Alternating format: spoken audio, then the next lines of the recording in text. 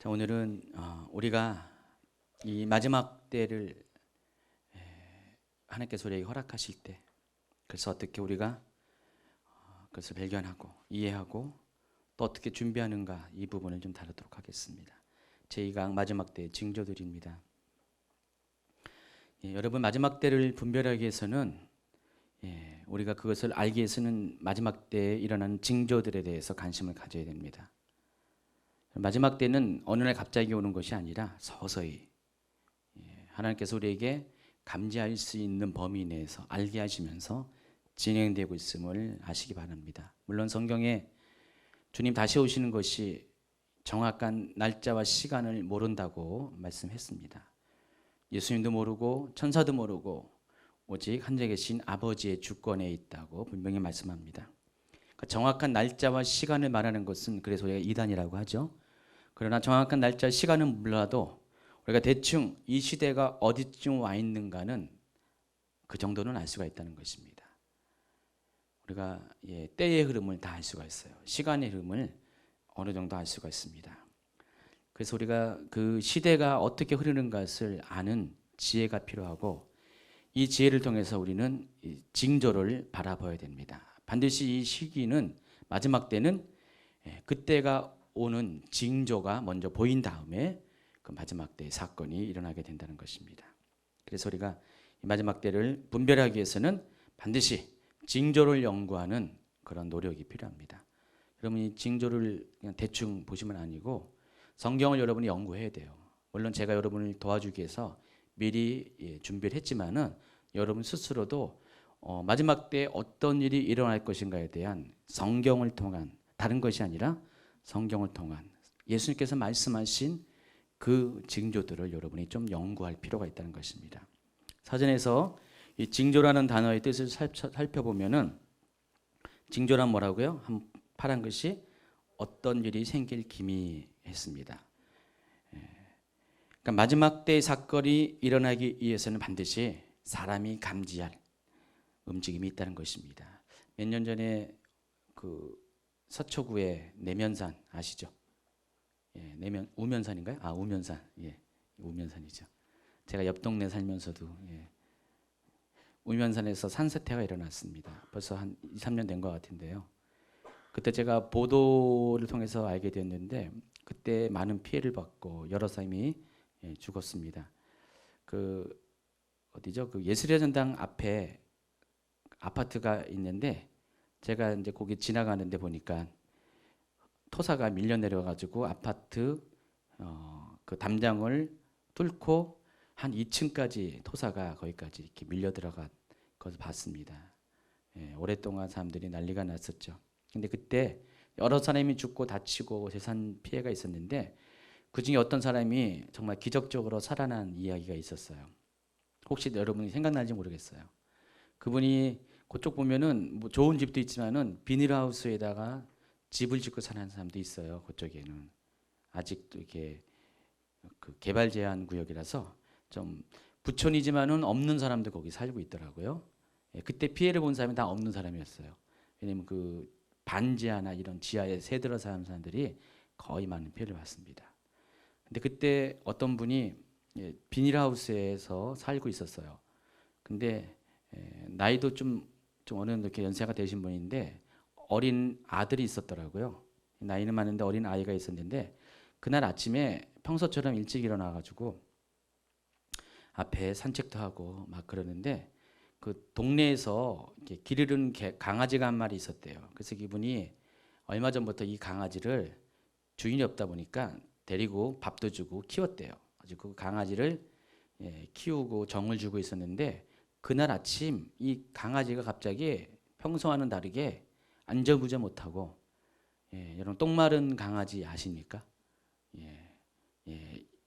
그냥 화장실이 급한 강아지는요, 가만히 못 있을 때 빙빙 돌고 난리가 납니다. 그런 강아지 모습처럼 이 강아지가 안절부절 못하고 계속해서 이 사람에게 다가와가지고 계속해서 뭔가를 말을 한대요. 근데 이 말이 통해야죠. 이 녀석이 왜 그럴까? 평소에 다르게 왜 그럴까 하면서 계속해서 이 강아지를 봤는데 거의 30분, 1시간가량을 계속 이 강아지가 안절부절 못하더래요. 그래서 느낌이 이상해가지고요. 그날 아침에 그 비닐하우스에서 자고 있는 자기 아들을 일찌감치, 그날이 휴일이었나 뭐 그랬을 거예요. 아마 휴일이었을 거예요. 토요일인가 그랬을 텐데 그때 이 아이가 계속 오랫동안 학교에 안 가야 되니까 잠을 재우는데 좀 너무 이상해가지고 이 아이를 데리고 나와가지고 자기가 이제 생업을 하는 차 있는데 데리고 갔대요. 근데 얘 아이를 데리고 나가 얼마 있다가 한 10분 정도 있다 갑자기 굉군과 함께 산에서부터 토사가 밀려 들어가지고 이 비닐하우스를 덮었다고 합니다. 그래서 이 아이가 살아났어요. 아들이 살아났습니다. 사람들은 감지 못했는데 개들은 감지했어요. 무슨 지구상의 대형 사건과 어떤 재앙이 덮칠 때 특이한 현상들이 많이 일어나잖아요. 갑자기 무슨 동물들이 막 떼를 지어가지고 이동하거나 이런 일들이 많이 생깁니다. 그 뒤에 뭐 지진이 일어나거나 이런 일이 많이 생기죠. 그래서 하나님은 어쨌든 간에 무슨 일이 일어날 때는 반드시 기미를 보여주신다는 것입니다. 움직임이 있어요. 그 일이 일어날 움직임을 보여주신다는 것입니다. 그래서 이 마지막 때의 사건은 어느 날 갑자기 비밀스럽게 일어난 것이 절대로 아닙니다. 서서히 점진적으로, 그래서 모든 사람들이 이것을 감지할 수 있도록 하나님이 알게 하신 후에, 그래서 그때가 임박했음을 충분히 보여주신 후에 하나님은 마지막 때를 임하게 하신다는 것입니다. 그래서 마태복음 24장에는요 바로 이 마지막 때 일어날 일에 대한 징조들에 대해서 기록이 되어 있습니다. 여러분, 마지막 때의 스토리가 어디에 실려졌다고 했습니까? 요한계시록에 실려져 있습니다. 그러니까 요한계시록을 보면은 마지막 때가 어떻게 시작되고 어떻게 진행되고 어떻게 끝을 맺는가를 기승전결이 다 나와 있어요. 모든 마지막 때 일어날 일들이 다 거기 기록이 되어 있습니다. 자, 그런데 그 중에서 이 마태복음 24장은 마지막 때 일어날 일들에 대해서 아주 중요한 핵심적인 내용들을, 주제들을 빠짐없이 이렇게 예수님이 이렇게 말씀을 해 주셨습니다. 24장 3절을 한번 보겠습니다. 같이 읽도록 하겠습니다. 예수께서 감람산 위에 앉으셨을 때 제자들이 조용히 와서 이르되 우리에게 이루소서 어느 때에 이런 일이 있겠사오며 또 주의 임하신가 세상 끝에는 무슨 징조가 있사오리까. 자, 예수님의 제자들이 예수님 앞에 두 가지의 질문을 합니다. 빨간 글씨로 어느 때에 이런 일이 있겠사오며 또 주의 임하신가 세상 끝에는 무슨 징조가 있사오리까. 자, 마태복음 24장은 이 제자들의 질문에 대한 답을 기록한 것이 마태복음 24장입니다. 근데 제자들이 이 같은 질문을 하는 데는 전제가 있다는 것입니다. 왜 이런 질문을 하냐. 1절과 2절의 내용이 그 질문을 하게 된 동기가 실려져 있습니다. 같이 읽도록 하겠습니다. 예수께서 성전에서 나와서 가실 때 제자들이 성전 건물들을 가리켜 보이려고 나오니 대답하여 이르시되 너희가 이 모든 것을 보지 못하느냐. 내가 진실로 너희에게 이르노니 돌 하나도 돌 위에 남지 않고 다 무너뜨리리라. 그러니까 예수님은 지금 예루살렘 성전이 멸망에 관한 이야기들을 말씀을 하고 있습니다. 이 얘기를 듣자마자 제자들이 이 예수님의 말씀에 대한 질문을 하는 것입니다. 그렇다면 예수님, 언제 이 일이 일어납니까? 그리고 추가적으로 세상이 끝날 때, 세상이 종말 때에는 어떤 일들, 징조가 있사오리까? 이 두 가지 질문을 하게 됩니다. 이 성전의 멸망에 관한 예수님의 선언에 대한 질문으로서 두 가지 질문이 갑자기 여기 예수님께 드려졌다는 것입니다. 그래서 24장은 두 가지에 대한 답이 당연히 나와 있을 것입니다. 첫 번째, 어느 때 이런 일이 있겠습니까? 이 부분은 뭐라고요? 바로 성전의 멸망과 관련된 질문이라는 것입니다. 여기서 이런 일은 성전이 무너지는 것을 가리키고 어느 때라는 것은 바로 성전이 무너질 때 어떤 일이 일어나는가를 말하는 것입니다. 이미 예수님께서는 마태복음 23장에서 서기관들과 바리새인들을 꾸짖으면서 예루살렘이 황폐하여 버려진 바 될 것을 예언하셨어요. 한번 읽어볼까요? 23장 37절, 38, 39절 시작. 예루살렘아 예루살렘아 선지자들을 죽이고 내게 파송된 자들을 돌로 치는 자여 암탉이 그 새끼를 날개 아래에 모음같이 내가 내 자녀를 모으려 한 일이 몇 번이 되냐. 그러나 너희가 원하지 아니하였도다. 보라, 너희 집이 황파에 버려진 바 되리라. 내가 너희에게 이르노니 이제부터 너희는 찬송하리로다. 주의 이름으로 오시는 이여 할 때까지 나를 보지 못하리라 하시니라. 예수님께서는 이미 예루살렘의 멸망에 대해서 23장에 예언을 먼저 하셨어요. 그리고 이 일들이 24장에서 또다시 예언이 되면서 선포가 되면서 실제 역사 가운데는 AD 70년에 실제로 이 예언대로 예루살렘은 멸망을 당했습니다. 그래서 그 질문에 대한 답을 24장은 지금 싣고 있고요. 두 번째가 주의 임하심과 세상 끝에는 무슨 징조가 있어오리까. 자, 이 부분은 어떤 것입니까? 전 지구적인 종말의 때, 개인적인 종말이 아니라 전 지구적인 종말의 때에 어떤 일이 일어날 것인가. 곧 우리가 인식하고 있는 이 세상의 마지막 때에 일어날 일들에 대해서 기록을 하고 있습니다. 그래서 4절 이하는 이 두 가지 질문에 대한 예수님의 답이 실려져 있습니다. 그런데 이게 이렇게 딱딱 구분된 게 아니라 좀 섞여 있어요. 그래서 우리가 이제 24장을 읽어보면은 예루살렘이 멸망할 때와 마지막 때에 대해서 우리가 주의 깊게 보지 않으면은 약간 헷갈릴 수가 있습니다.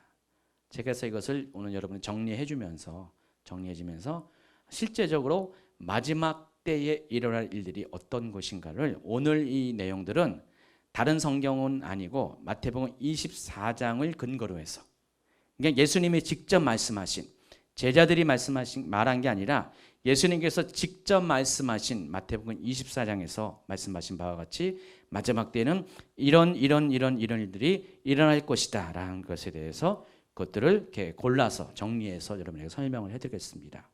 그래서 예수님이 말씀하신 마지막 때 징조들은 모두 7가지로 여기서 뽑아볼 수가 있어요. 그러니까 7가지의 마지막 때 징조들에 대해서 예수님은 마태복음 24장에서 설명을 했다는 것입니다. 첫 번째는 어떤 것이냐? 마지막 때 일어날 징조. 여러분이 마지막 때가 지금 가까이 왔다, 임박했다는 것을 어떻게 알 수 있는가? 첫 번째가 사람의 미혹과 박해, 그리고 배교가 일어난다는 것입니다. 그러니까 마지막 때에는 이런 일들이 일어나게 된다는 것이에요. 물론 사람의 미혹과 박해 그리고 배교는 아주 오래 전에도 이미 있었어요. 그러나 이 마지막 때는 이것이 뭐라고요? 전 지구적으로 일어나게 된다는 것입니다. 그러니까 모든 믿는 자들 가운데 이런 일들이 보편적으로 광범위하게 일어나게 된다는 것입니다. 4절 읽도록 하겠습니다. 예수께서 대답하여 이르시되 너희가 사람의 미혹을 받지 않도록 주의하라. 첫 번째는 사람의 미혹이 마지막 때 일어나게 됩니다. 특별히 여러분 이 단어를 잘 기억하세요. 사단의 미혹이라고 표시하지 않았고요. 뭐라고 했습니까? 사람의 미혹. 그러니까 사람의 미혹이 이때 일어나게 된다는 것입니다. 그래서 마지막 때는 하나님의 종의 이름과 사역을 가지고 사람들을 미혹하는 일들이 많이 생겨날 것입니다. 그 두 가지 유형이 분명히 예수님 말씀하십니다. 거짓 그리스도와 거짓 선지자입니다. 5절 읽도록 하겠습니다. 많은 사람이 내 이름으로 와서 이르되 나는 그리스도라 하여 많은 사람을 미혹하리라. 또 11절 거짓 선지자가 많이 일어나 많은 사람을 미혹하겠으며. 그러니까 마지막 때 사람의 미혹은 두 종류의 사람에 의해서 미혹이 일어납니다. 거짓 그리스도 그리고 거짓 선지자. 그러니까 마지막 때는 거짓 그리스도들과 거짓 선지자들이 많이 일어나고 이들에 의해서 사람들이 미혹을 받아서 결국 어떻게 됩니까? 하나님을 배반하는 일에 이르게 된다는 것입니다. 여기 보면은 이제 5절에 보면은 나는 그리스도라 하여 많은 사람을 미혹하리라 할 때 이 그리스도는 거짓 그리스도를 가리킵니다. 여러분 보통 우리가 거짓 그리스도에 대해서는 익숙하지 않을 겁니다. 거짓 그리스도는 이 부분에 한 번만 언급이 되어 있어요. 그러니까 성경 다른 데 찾아보세요. 거짓 그리스도라는 단어가 있는가? 물론 마가복음 13장 22절에 나와 있어요. 읽어볼까요? 거짓 그리스도들과 거짓 선지자들이 일어나서 이적과 기사를 행하며 할 수만 있으면 택하신 자들을 미혹하려 하리라 그랬습니다. 근데 이것은 지금 이 마태복음 24장 24절가 병행 구절이에요. 같은 내용을 다른 복음서에서 기록한 겁니다. 그럼 결국은 성경에서 거짓 그리스도를 언급한 부분은 예수님께서 마지막 때 징조에 대해서 이야기할 때 여기 한 부분밖에 없다라는 것입니다. 그래서 거짓 그리스도는 과연 무엇인가? 또 우리가 알고 있는 적그리스도와 또 비교를 통해서 우리가 이 거짓 그리스도의 정체에 대해서 좀 알아야 됩니다. 적그리스도에 대해서는 여러분 다 알죠. 그리고 적그리스도는 이미 여러분이 많이 알고 있고 앞으로 이제 한 이 강의가 중간 정도 지나가면은 적그리스도에 대해서 아주 광범위하게 깊이 다루게 될 겁니다. 몇 강을 통해서 적그리스도가 누구인지, 적그리스도가 어떤 활동을 하는지, 적그리스도가 어떻게 종말을 맞게 되는지 등등의 이야기들을 아마 몇 번의 강의를 통해서 아마 다루게 될 겁니다. 그때 적그리스도를 깊이 다룰 것입니다. 일단은 적그리스도를 간단하게 이야기하면은 사탄의 대리자입니다. 여러분, 예수님께서 이 땅에 보내심을 받았어요. 누구로부터요? 하나님 아버지로부터. 그리고 예수님께서 이 땅에서 하신 일이 뭡니까? 하나님 아버지가 원하는 하나님의 뜻을 이루는 것. 그게 뭡니까? 하나님 나라를 세우는 것. 천국을 예수님은 가지고 오셨어요. 그러니까 예수님 이 땅에 오신 것은 이 땅 가운데 하나님 나라인 천국을 세우려 하심입니다. 그래서 하나님의 뜻이, 아버지의 뜻이 하늘에서 이룬 것 같이 땅에서도 이루어지게 하기 위해서, 하나님이 하늘 보좌에서 통치하듯이 이 땅 가운데서도 하나님이 통치하는 나라가 되어지게 하기 위해서 예수님이 이 땅에 오셨다는 것입니다. 물론 초림의 예수님을 통해서 그 하나님 나라의 뜻이 이 땅 가운데 전파되고 하나님 나라의 건설이 시작되었지만 이 건설은 예수님이 다시 오심으로 인하여 완성될 것입니다. 아직은 완성된 것이 아닙니다. 천국은 이미 왔지만은 천국은 아직 안 왔어요. 하나님 나라는 아직 완전히 오지 않았습니다. 마찬가지로 적그리스도도 누구의 대리자? 바로 사탄의 대리자예요. 그러니까 사탄이 자기의 권세를 적그리스도에게 줍니다. 사탄이 하는 모든 권세와 능력을 가지고 이 땅에 와서 사탄의 대리자로서 이 땅을 사탄의 나라가 되게 하기 위해서 쓰임받는 사람이 적그리스도라는 것입니다. 적그리스도에 대해서는 계시록 13장에 그가 어떤 것인지를 잘 설명합니다. 계시록 13장에는 짐승이 나옵니다. 두 종류의 짐승이 나오는데 첫 번째 짐승이 적그리스도고, 이 적그리스도는 누구로부터 보냄을 받았냐면 용으로부터. 계시록 13장에는 12절부터는 사탄을 용으로 묘사를 합니다. 그래서 사탄으로부터 보냄을 받은 자가 적그리스도입니다. 자, 예수님은 그리스도죠? 그리스도죠? 그리스도의 원래 뜻이 뭡니까? 기름 부음을 받은 자. 그렇죠? 그러면 적그리스도는 뭡니까?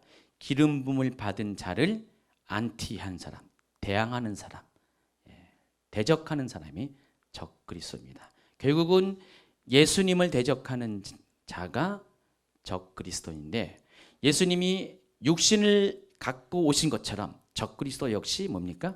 사단의 신성을 가지고 육신을 입어서 왔습니다. 그러니까 예수님이 지금 신성과 인성이 다 있는 것처럼 적그리스도 또한 같아요. 신성과 인성이 다 있어요. 그러니까 그 안에는 마귀로부터는, 사단으로부터는 신적인 능력이 있고요. 그러나 그는 육신으로 온다는 것이죠. 누군가의 배를 빌려서 와서 언젠가는 자기의 정체를 드러내게 된다는 것입니다. 그래서 사탄은 이 적그리스도를 통해서 세상을 적그리스도의 나라가 되게 하고, 그래서 적그리스도가 세운 이 세상 가운데서 잠시나마 하나님처럼 되어지기를 원한다는 것입니다. 사탄이 가장 원하는 것은 자기가 하나님 되기를 원하는 것이에요. 하나님처럼 영광과 존귀를 받기를 원하는 것입니다. 그게 사탄의 한 가지 목적이에요. 루시퍼가 그것 때문에 타락을 했습니다. 그래서 마지막에 적그리스도를 통해서 세계가 하나가 되어질 때, 그 세계, 하나 된 세계는 결국은 누구에게 영광을 누립니까? 사탄에게 영광을 돌리는 그 나라를 세우기 위해서 적그리스도가 사탄의 대리자로서 이 땅에 오게 된다는 것입니다. 그래서 적그리스도는 7년 동안 활동을 합니다.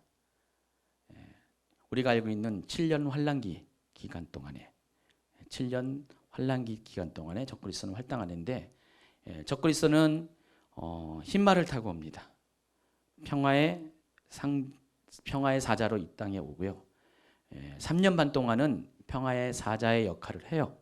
그리고 3년 반이 지난 후에는 그는 포갑자로 변합니다. 박해자로 변하고 핍박자로 변하고 권력자로 변하게 됩니다. 그래서 이 3년 전 3년 반, 후 3년 반을 나누는 것이 바로 성도의 휴거가 있는 것이에요.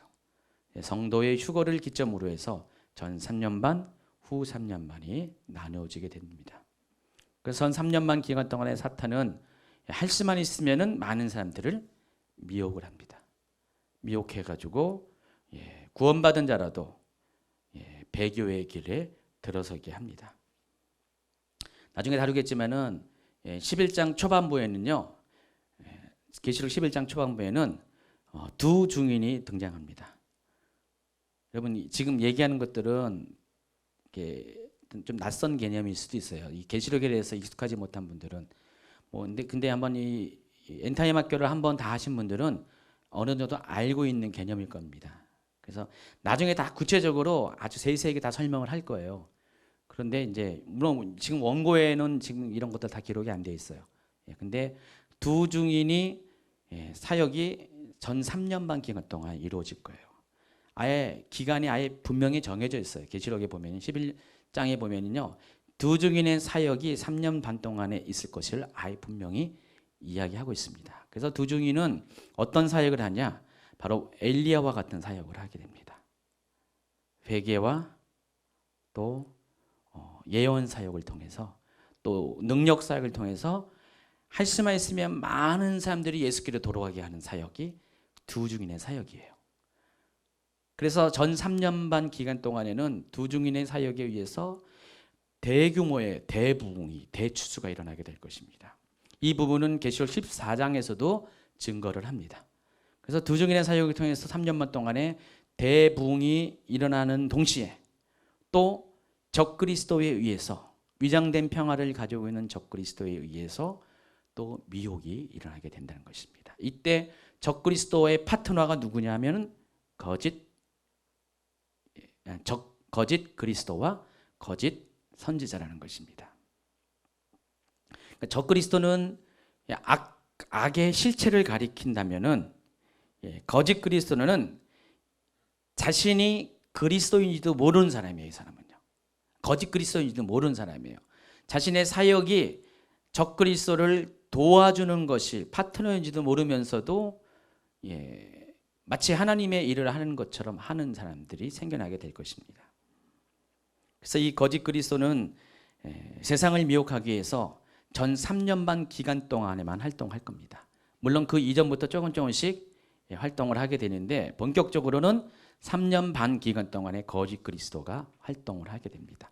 거짓 선지자도 마찬가지고요. 그래서 적그리스도는 3년 반 동안에는 이들과 함께 세상 사람들을 미혹하는 일을 할 것이고, 그리고 3년 반 후에는 이제는 미혹의 단계가 아니라 본격적으로 박해와 탄압의 일들을 하게 될 것입니다. 24장 한번 읽도록 하겠습니다. 거짓 그리스도들과 거짓 선지들이 일어나 큰 표적과 기사를 보여 할 수만 있으면 택하신 자들을 미혹하리라 그랬습니다. 자, 거짓 그리스도들과 거짓 선지자들이 뭐라 그랬습니까? 큰 표적과 기사를 보인다 그랬습니다. 두 증인의 사역도 큰 표적과 기사를 보여요. 그러니까 이때가 되면은요, 아주 세상이 아주 난리가 날 것 같아요. 제가 보기에는요, 막 여기저기서 기적과 같은 일들이 막 생겨나고요. 여러분이 평상시 볼 수 없었던 놀라운 권능의 일들이 많이 생겨날 겁니다. 두 증인의 사역을 통해서도 생겨날 것이고요. 이와 같이 거짓 그리스도들과 거짓 선지자들을 통해서도 이런 표적과 기사들이 막 일어나게 될 것이라는 것입니다. 그러니까 마지막 때는요, 그 기간 동안은 굉장히 이 세상이 빠르게 돌아갈 것이고요. 아주 스펙타클하게, 아주 그냥 굉장한 규모를 가지고 막 세상이 급변하고요. 놀라운 일들이 여기저기서 뻥뻥 터지게 됩니다. 물론 뒤에 설명했지만은 이 기간 동안에 7인의 재앙과 7 나팔 재앙도 이 기간 동안에 일어나기 때문에 여러분이 경험하는 모든 것들이 다 놀라움, 아마 그 자체가 될 것입니다. 그런 시대가 나중에 오게 될 것입니다. 자, 그런데 거짓 그리스도를 단수가 아닌 복수로 사용했습니다. 적 그리스도는 단 한 명이에요. 근데 거짓 그리스도는 들입니다. 복수입니다.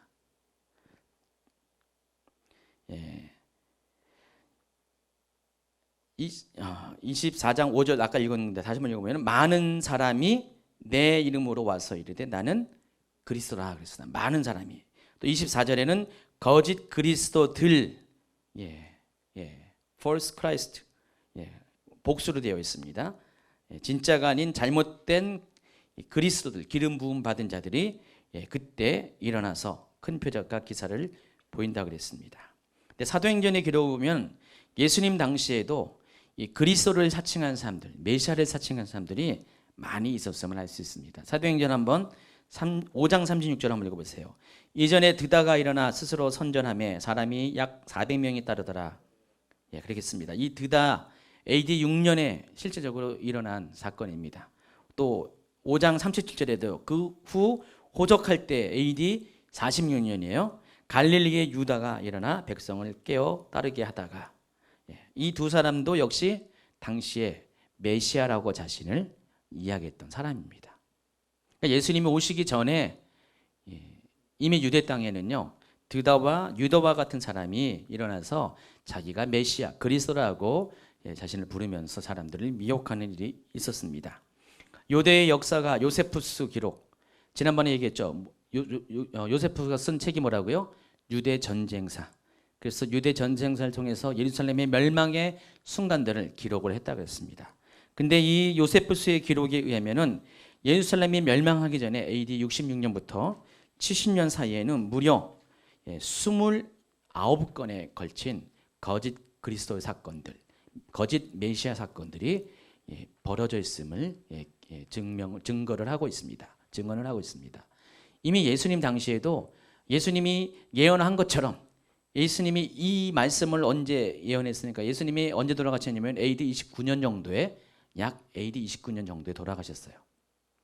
그러니까 AD 29년 이전에 몇 년 그 중간, 특별히 예수님이 이 24장을 쓸 때는 예수님이 돌아가시기 직전이니까 AD 29년이 맞을 거예요. 그러니까 AD 29년에 이런 예언을 했는데 실제로 이 예언이 어떻게 됐습니까? AD 66년부터 70년 사이에 29번에 걸쳐서 이런 거짓 그리스도들이 실제로 역사 가운데 등장을 했다는 것입니다. 자, 그런 것처럼 마지막 때에도요 이와 비슷한 일들이 거짓 그리스도들이 우리 가운데 많이 등장을 하게 된다는 것입니다. 그래서 여러분이 이것을 보고 뭐라고요? 지금이 마지막 때라는 징조를 삼아야 된다는 것입니다. 마지막 때는 그냥 일어난 것이 아니라 일어날 기미, 징조를 보인 다음에 마지막 때가 일어난다고 했습니다. 그 중에 하나가 첫 번째, 사람의 미혹이고 이 사람의 미혹의 중심에 누가 있다고요? 거짓 그리스도들과 거짓 선지자들. 근데 거짓 그리스도들이 누굴까? 오늘날 과연 거짓 그리스도들이 누가 될까?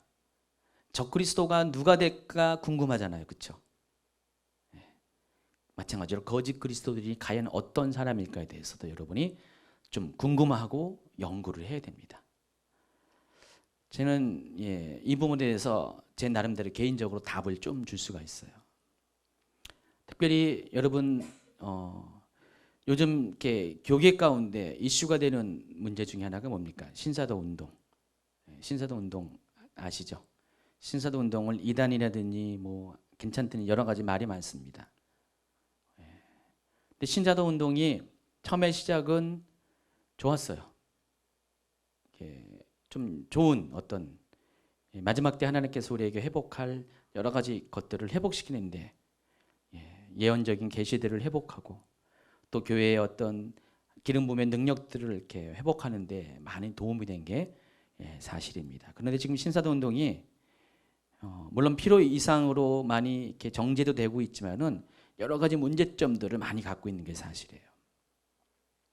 그래서 사도와 선지자의 직분을 사용하는 문제들, 저는 개인적으로 교회 안에 사도라고 호칭을 부르는 것은 반대합니다. 그러니까 직분으로 사도가 세워지고 선지자가 세워진 것은 저는 반대합니다. 근데 사도와 선지자는 직분은 아니더라도 호칭은 아니더라도 지금도 그 역할을 필요로 해요. 지금 그 역할이 회복이 되어질 때라는 것입니다.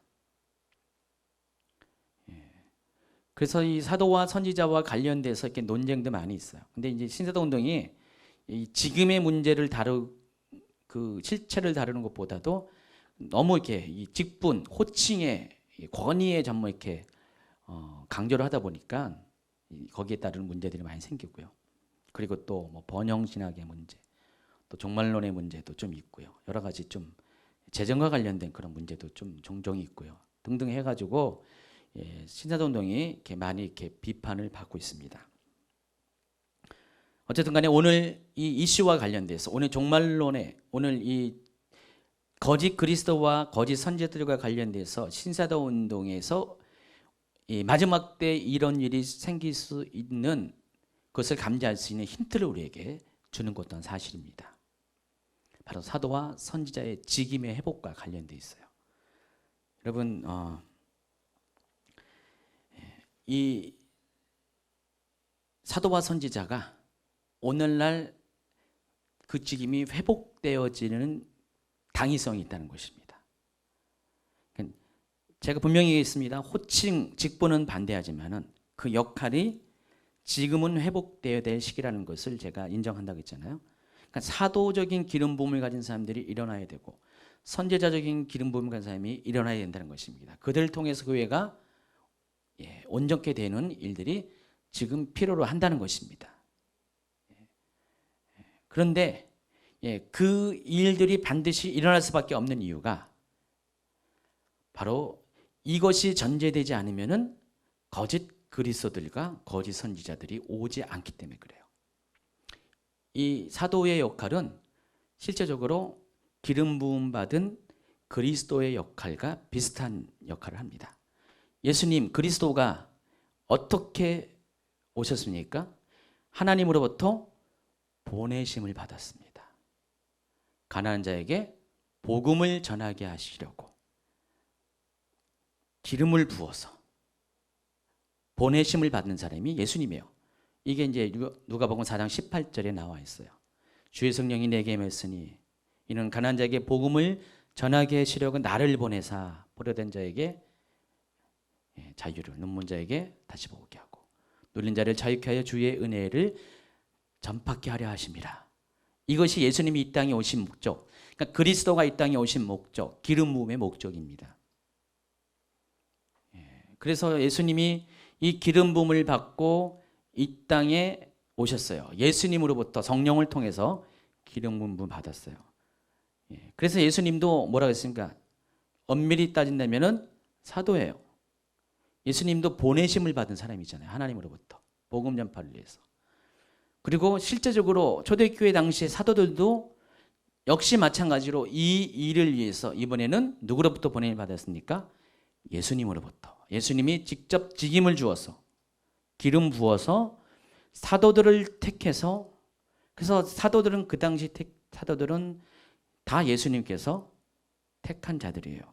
사도 바울도 예수님이 택한 사람이고, 물론 나중에 마띠아가 선출되고, 또 그 외에 또 성경에는 예수님이 제자로 중에서 사도로 부른 사람, 그러니까 마태복음 10장에 나와 있는 열거되지 않은 또 다른 사도도 많이 있어요. 바나바도 사도고요. 다 있지만은 근본적으로는 예수님의 그런 기름 부음을 통해서 다들 영향권 안에서 사도로 직임을 받은 사람들이라는 것입니다. 그래서 사도들도 결국은 사역은 그 사역이에요. 그리스도의 사역이죠. 예수님처럼 기름 부음을 받고 복음을 전파하고 교회를 세우고, 또 사도의 표인 기사와 능력을 통해서 사람들에게 귀신을 쫓아내고 악한 권세를 쫓아내는 사역이 사도적인 사역입니다. 결국 이것이 그리스도적인 사역이라는 것입니다. 그럼 오늘날 거짓 그리스도를 누굴 말하는 것입니까? 바로 이와 같은 사역을 하는 사람들이에요. 예수님처럼 또 초대교회 사도들처럼 기사와 능력을 가지고 마치 그리스도처럼 사역을 하는 사람들이 사도의 사역이라고 할 수 있다는 것입니다. 그러니까 오늘 하나님께서 이와 같은 일들이 지금 일으키고 있어요. 그렇죠?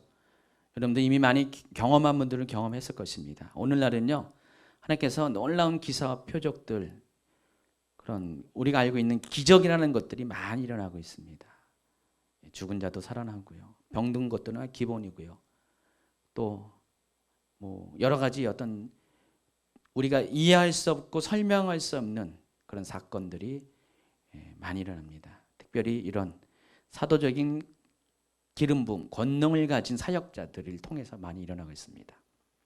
지금 그런 시대에 살고 있어요. 자, 그런 사람들이 중에서 누군가는 언젠가는 어떻게 됩니까? 자신도 모르게 거짓 그리스도로 변질될 것입니다. 타락할 것입니다. 그리고 그들의 메시지와 그들의 사역에 의해서 많은 사람들이 미혹을 당하게 된다는 것입니다. 그래서 그런 일들이 마지막 때는 일어나게 된다는 것입니다. 그래서 그런 일이 일어나기 위해서는 반드시 전제가 뭐라고요? 사도의 사역이 먼저 회복이 돼야 돼요. 저는 종말론인 관점에서 사도 선지자의 직임이 오늘날도 유효한가, 필요한가, 일어나고 있는가에 대해서 이렇게 답을 줄 수가 있습니다. 거짓 선지자도 마찬가지예요. 같은 개념에서 여러분이 이해하시기 바랍니다. 그래서 이 마지막 때를 우리가 알 수 있는 첫 번째 징조는 바로 이와 같은 것이에요. 거짓 그리스도들과 거짓 선지자들이 어느 날 여러분의 눈앞에 많이 목도하게 될 때, 기사와 능력을 행하는 사역은 맞는데 뭔가 좀 이상한 예수님의 마음, 하나님의 마음이 아닌 뭔가 섞여 있는 다른 것으로 사역하는 사람들이 여기저기 많아집니다. 나는 그리스도다 하면서, 나는 하나님부터 보냄을 받은 사람이라고, 나는 하나님의 종이라고 하면서 실은 뭔가 이상한 사역하는 사람들이 여기저기서 많이 생겨날 때가 오게 된다는 것입니다. 이미 그것이 이미 조금씩 여러분 가운데 목도되고 있어요. 지금 그런 시대에 우리가 살고 있다는 것입니다. 그런데 이것은 겨우 시작에 불과합니다. 8절에 보세요. 이 모든 것은 재난의 시작이라 그랬습니다. 그리고 두 번째는 9절에 보니까 뭐라고 했습니까? 그때 사람들이 너희를 환난에 넘겨주겠으며 너희를 죽이리니 너희가 내 이름 때문에 모든 민족에게 미움을 받으라. 그때 많은 사람이 실족하게 되어 서로 잡아주고 서로 미워하겠으며. 그러니까 마지막 때를 알 수 있는 첫 번째 징조 중에서 두 번째 항목은 그거예요. 믿는 자들이 박해를 당하는 사건들이 마지막 때에는 이르게 된다는 것입니다. 이게 어떻게 가능하냐? 이 전 3년 반의 7년 환란 기간의 전 3년의 시작과 동시에 이 세상은 하나의 세계를 향한 마지막 그 점을 찍는 사건들이 많이 생깁니다. 이미 이 세상은 하나의 정보를 향해서 통합의 세대로 가고 있어요. 그래서 오직 이 세계가 하나가 되는 목적은 뭐 때문이겠습니까? 적그리스도의 나라를 건설하기 위해서, 세계의 단일 정부를 구성하기 위해서 이 나라가 지금 이 세상이 하나가 되고 있습니다. 처음에는 경제, 그다음에 정치, 그리고 종교적인 통합의 길을 가고 있어요. 이미 이런 것들이 많이 진행되고 있어요. 우리가 지금 여러 가지 뭐 WCC나 NCK와 천주교회 뭐 연합 이런 것들은 그 흐름 가운데 마지막 때 반드시 일어날 일 중에 하나라는 것입니다. 그래서 이 일들이 지금 쭉 이렇게 진행되면서 어떤 일이 생기냐면은 그 종점은 적그리스도에 의해서 세계가 하나의 정부로 통일되는 시대가 반드시 오게 된다는 것입니다. 처음에는 적그리스도는 세상의 평화의 중재자로 이 땅에 올 겁니다. 분쟁이 많은 사람들, 민족과 국가에서 모든 것들을 조정하고 화해시키고 하나가 되게 하는 그런 역할을 하게 됩니다. 지금 이제 교황이 프란치스코 교황이 선출되면서 저는 참 많이 주목하고 있습니다. 그 사람을 정말 좀 그런 후보 중에 강력한 후보 중에 하나인 것 같아요. 교황에 대한 이미지가 전 세계적으로 굉장히 좋습니다. 아주 호감이 있고 또 아주 친밀한 교황으로 지금 다가서고 있습니다. 지금 세계의 화역거 중에 하나가 중동 지역이잖아요. 이스라엘과 관련된 그런 중동 지역이 세계의 화역거입니다. 실제적으로 아마겟돈 전쟁도 그곳에서 나중에 일어나게 될 것입니다. 근데 그 중동 지역의 평화를 가져다 주는 사람이 누군가가 등장한다면 이 사람은 대단할 것 같아요.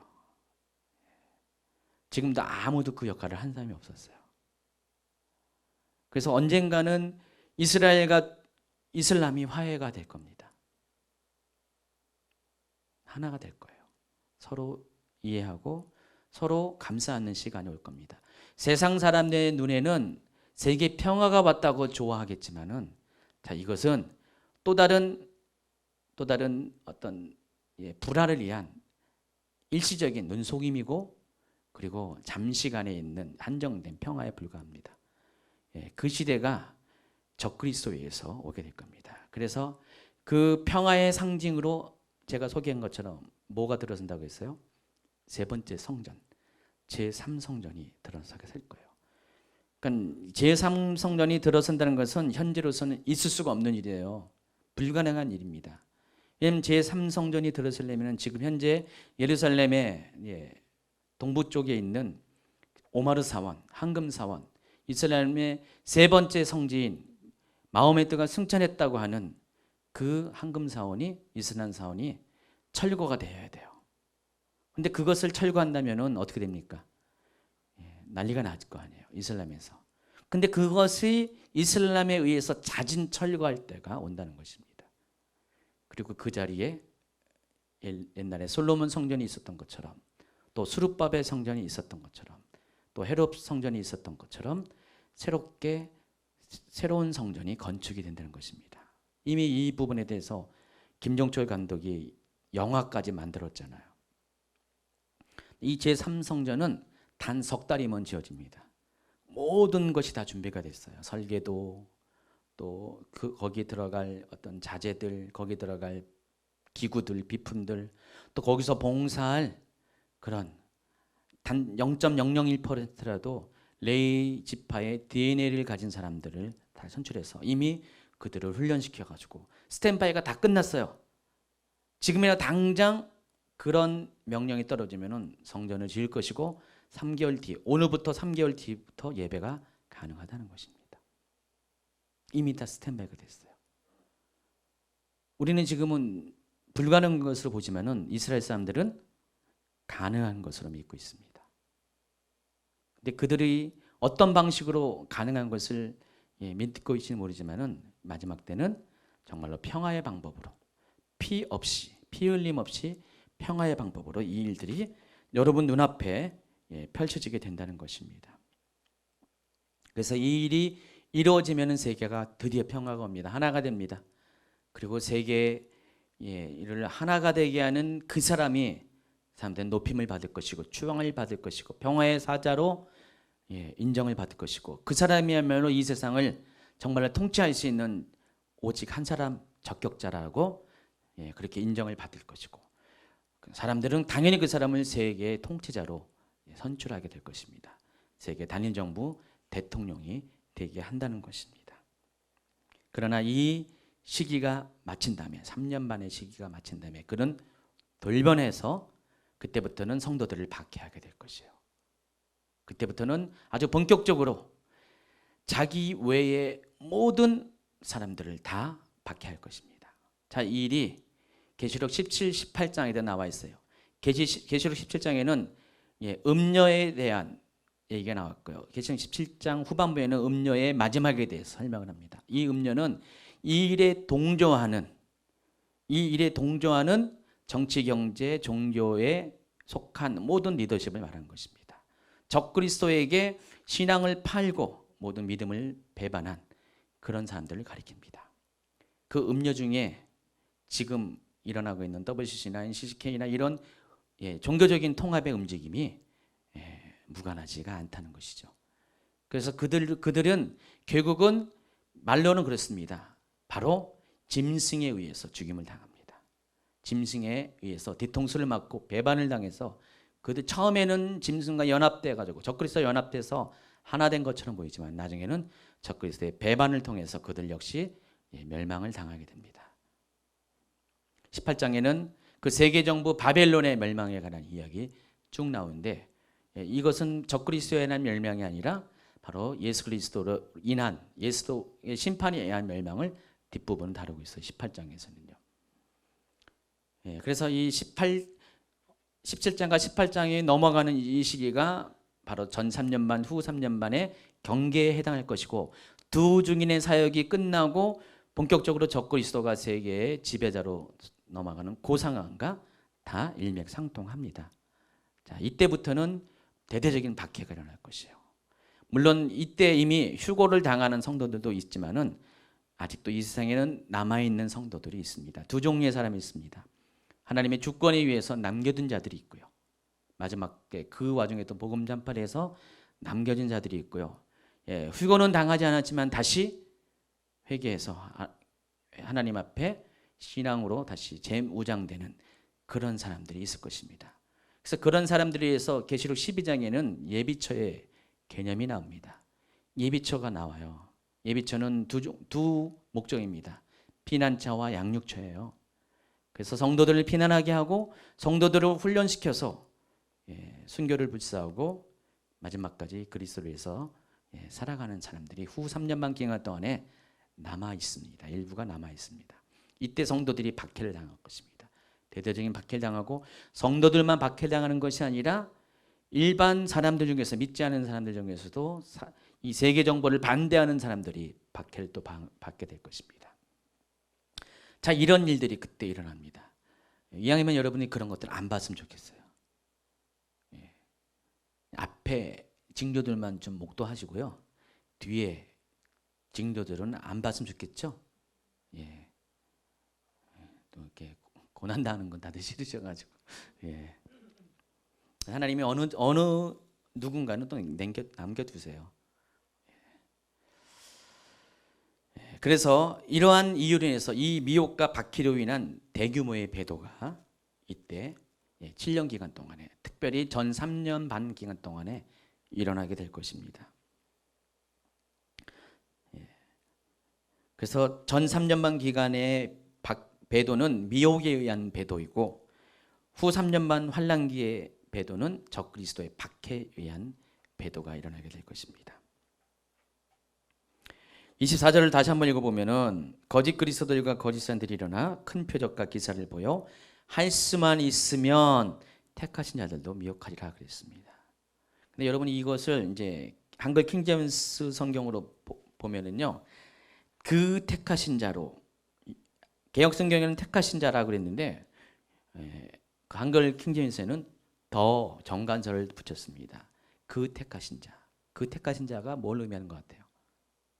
바로 구원을 받은, 이미 구원을 받았다고 확신하고 있는 바로 그 택하신 자들, 바로 구원받았다고 생각하는 성도들, 할 수만 있다면 그들을 미혹한다는 것입니다. 그렇기 때문에 이 기간 동안에 교회 안에 있는 사람들, 믿음의 신앙 고백을 하는 사람들, 나는 구원받았다고 구원의 확신을 가진 사람들 중에 다수가 이 미혹에 넘어가게 된 것이랍니다.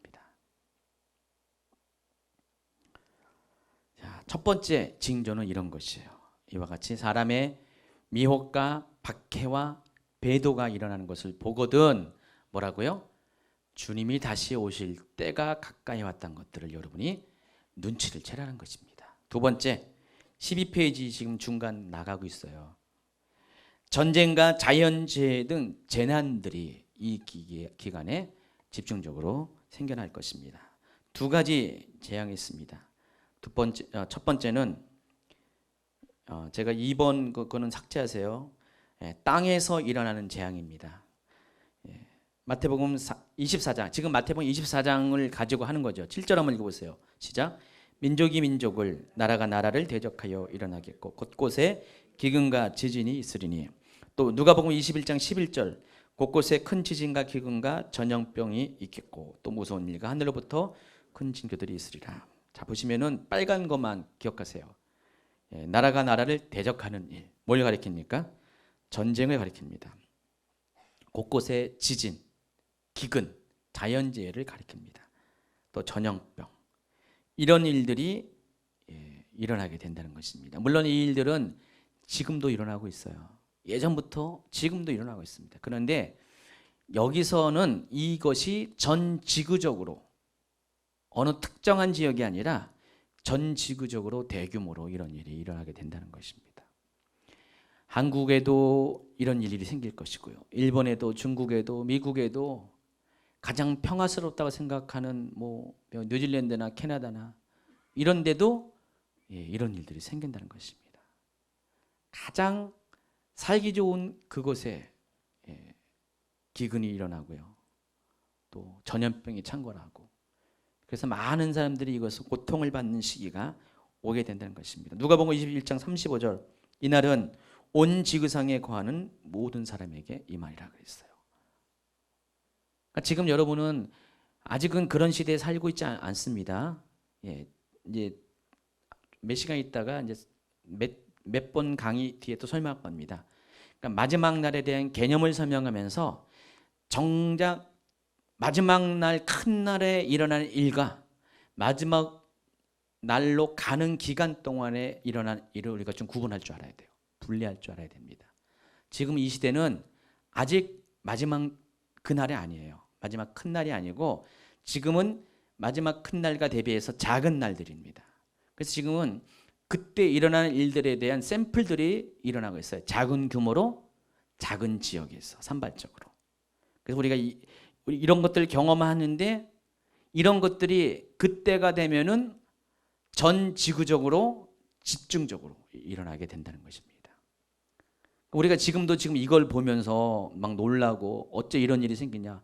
무슨 일본 쓰나미가 생기고 또 인도네시아 쓰나미가 생기고 뭐 IT 지진, 수찬성 지진 이런 것들 일어나면서 어째 이런 일이 생기냐고 하죠.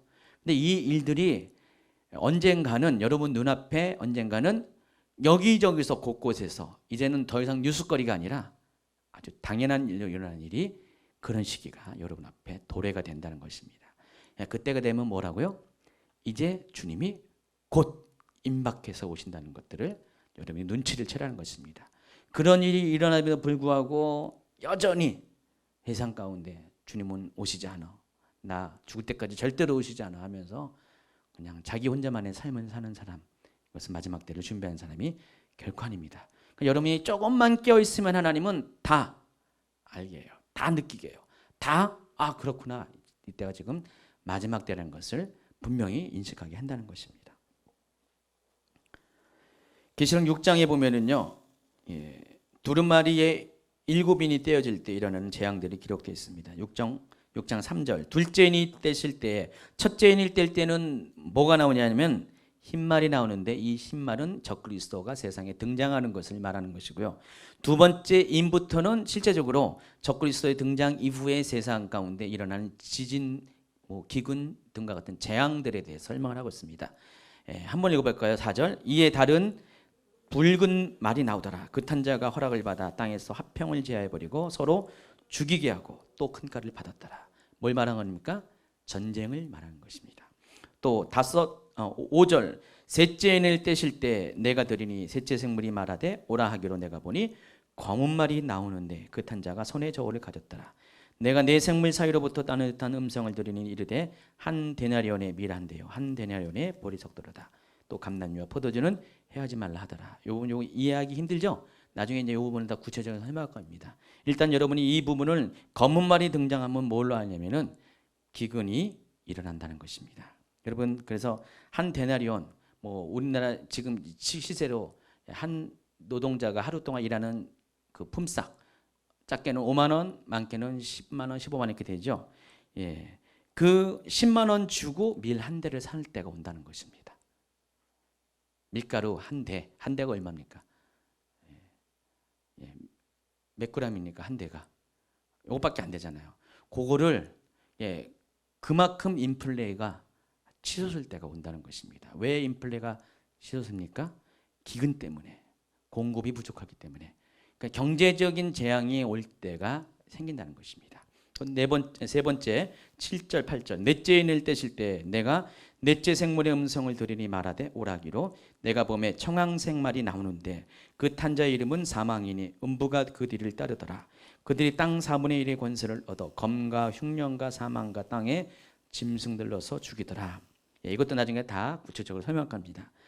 결과적으로 이 넷째 인을 떼일 때는 청황색 말이 나오면서 어떤 일이 생기냐면은 지구 인구의 4분의 1이 죽게 됩니다. 그 죽게 되는 원인이 뭡니까?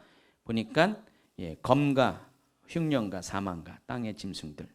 검은 아까 말한 전쟁을 말하는 것, 흉년은 기근을 말하는 것, 사망은 전염병을 말하는 것이고요. 땅의 짐승들은 이 세상의 환경적인 변화에 의해서 그런 어떤 여러 가지 그런 이전에는 경험하지 못했던 어떤 그런 짐승들로부터의 공격들이 일어나게 될 것입니다. 문자적으로 해석하면 그렇게 해석이 됩니다. 어쨌든 그 일로 인해서 지구 인구의 4분의 1, 17억 5천만 명입니다. 4분의 1은 지금 지구 인구가 70억이 넘었으니까요.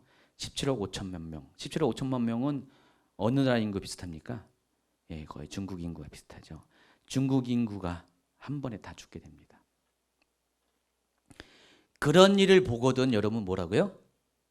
마지막 때가 이미 열려 있구나. 마지막 때가 왔구나. 이걸 보고도 정신 못 차리는 사람이 있다면은 참 기가 막힐 노릇이겠죠. 하나님이 이와 같이 마지막 때가 임하면은 아직 휴거가 일어나기 전에 예수님이 강림하기 전에 이미 이런 일들을 여러분 앞에 다 보여준다는 것입니다. 그래서 누구든지 예수님 내가 예수님이 오시는 것을 알지 못해서 준비하지 못했습니다. 핑계하지 못한다는 것입니다. 이미 다 보여줬기 때문에. 자, 여기까지는 이 땅에서 일어나는 재앙이에요. 여기서 그치는 것이 아니라 이번에는 하늘에서 재앙이 일어납니다. 마태복음 24장 29절. 지금 저는 마태복음 24장을 가지고 얘기하는 것입니다. 읽어보세요. 그날 환란 후에 즉시 해가 어두워지며 달의 빛이 내지 아니하며 별들이 하늘에서 떨어지며 하늘의 권능들이 흘리리라.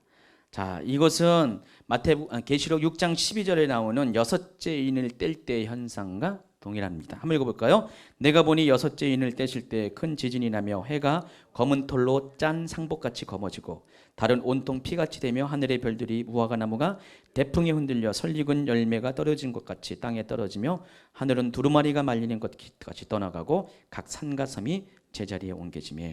자, 이 부분은 나중에 또 설명하겠지만은 큰 지진과 더불어서 이제는 하늘에서 어떤 새로운 천체의 어떤 변화가 생깁니다. 이상이 생깁니다. 해가 검은 털로 짠 상복같이 검어진다고 그랬습니다. 뭘 가리킬까요? 일식을 가리킵니다. 개기 일식을 가리키고요. 달은 온통 피같이 될 것이며 월식을 가리킵니다. 하늘의 별들이 무화과 나무가 대풍에 흔들려서 열매가 된 것처럼 땅에 떨어진다. 하늘의 별들이 떨어진다. 뭘 것 같아요? 과학자들이 세상 과학자, 크리스찬 말고 세상 과학자들이 이 부분을 이렇게 연구하고 가장 가능성 있는 게 소행성이 지구를 공격하는 때가 온다는 것입니다. 이런 일들이 더 구체적으로 나중에 이 부분을 다룰 때 하겠습니다. 이런 일들이 일어나면은 여러분이 그때야말로 이제 마지막 때가 왔구나. 주님이 곧 오시는 것이라고 여러분이 깨달아야 된다는 것입니다. 하늘이 막 난리가 나는데 그럼에도 불구하고 여전히 잠을 자고 있다.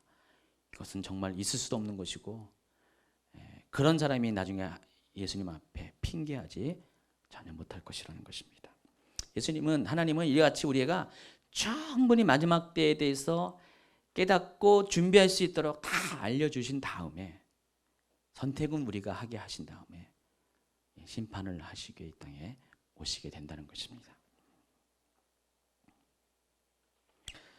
시간이 많이 가서요. 바로 넘어갑니다. 14페이지. 세 번째가 복음의 전파. 복음의 전파가 일어나게 됩니다. 이건 지난주에도 잠깐 얘기했어요. 14절에 나옵니다. 이 천국 복음이 모든 민족에게 증언되기 위하여 온 세상에 전파되리니 그제야 끝이 오리라. 정말로 미전도 종족에게도 100% 복음이 전파되어지는 날이 곧 오게 될 것입니다. 그래프를 잘 보시면 알겠지만은 세계의 종족 수는 24,000개 정도 되는데 그 중에서 1989년 조사, 1989년 지금부터 몇 년 전입니까? 25년 전이죠. 25년 전 조사에 의하면은 미전도 종족이 11,000개였어요. 그런데 13년 전에는 8,000개, 10년 전에는 6,000개, 8년 전에는 3,600개, 그리고 6년 전에는 3,003개로 줄었고요. 그리고 지난주에 제가 얘기했잖아요. 최근에는 1,000여 개 미전도 종족만 남아있다고 합니다. 이 미전도 종족이라는 것은 4가지 기준에 의해서 정할 수가 있는, 첫 번째가 복음을 들어본 적이 없는, 또 복음에 응답한 적이 없는, 또 교회를 갖고 있지 않는, 그리고 그들의 모국어로 번역된 성경을 갖고 있지 않는 그런 사람들을 가리켜서 미전도 종족이라고 합니다. 그런 사람들이 지금 현재 몇 개 종족이 남아있다고요? 1,000여 개 종족이 남아있어요. 근데 이 미전도 종족에 대한 복음 전파의 속도를 보면은 그래프가 급격하게 지금 급경사로 떨어져 있다는 것을 알 수가 있습니다. 그래서 이 부분을 연구하는 학자들은 2015년 정도면은 아마 이 복음 전파, 그러니까 미전도 종족에 대한 복음 전파가 이론적으로는 완료가 될 것이다라고 보고 있어요. 2015년 내년입니다. 그래서 어쨌든 간에 내년이 될런지 그 몇 년 후가 될런지 조만간에 모든 민족의 언어로 성경이 다 보급이 될 것이고요. 어쨌든 간에 한 번이라도 예수라는 이름을 듣는 자들이 많이 생깁니다. 요즘은요 이슬람권에서도요 복음이 아주 급격하게 전파되고 있습니다. 과거에는 상상도 할 수 없는 속도로 빠르게 놀라운 방식으로 보내심을 받은 사람들에 의해서 선교사회에서 복음도 전파되지만은 이제는 예수님이 직접 자신을 나타내세요. 그 놀라운 기사와 이적을 통해서, 꿈과 환상을 통해서, 천사와 방문과 같은 방식을 통해서 지금 이슬람권에도 예수님이 직접 복음을 전하고 있어요. 그래서 여러분 이슬람권에도요 각 그런 나라마다 적게는 몇만 명에서 많게는 100만 명대 이미 크리스찬들이 지금 존재하고 있어요. 사우디 같은데 여러분 아주 극보수잖아요. 이슬람 강경주의인데 거기도 크리스찬이 있고요. 이미 이라크도 거기도 굉장히 많은 크리스찬들이 이미 생겨났습니다. 이란, 이라크 이런데 과거에는 있을 수가 없는 일이 지금 일어나고 있습니다. 자, 그런 걸만 봐도 여러분이 이 때가 정말 임박해 오고 있다는 것들을 여러분이 아셔야 된다는 것입니다. 15페이지 보면은 네 번째로 성경 예언이 성취됩니다. 24장 15절 읽어볼까요? 시작. 그러므로 너희가 선지자 다니엘이 말한 바 멸망에 가져간 것이 거룩한 것을 보거든. 자, 이 15절은 다니엘이 말한 바대로 예수님이 돌아가신 후에 AD 70년대에 그 일이 일어납니다. 근데 예수님은 이 이야기를 말씀하시면서 이미 앞전에 있었던 역사를 내다보고 있었어요. 그게 뭐냐면은 BC 167년에 그 일이 생겼습니다. 이것은 다니엘 11장 31절 말씀을 근거로 그 다니엘이 말한 바, 그러니까 11장 31절 군대는 그의 편에 서서 성소 곧 견고한 것을 더럽히며 매일 드리는 제사를 폐하며 멸망하게 하는 가증한 것을 세울 것이라는 다니엘의 예언이 언제 성취되냐면은 167년에 성취가 되었어요. BC.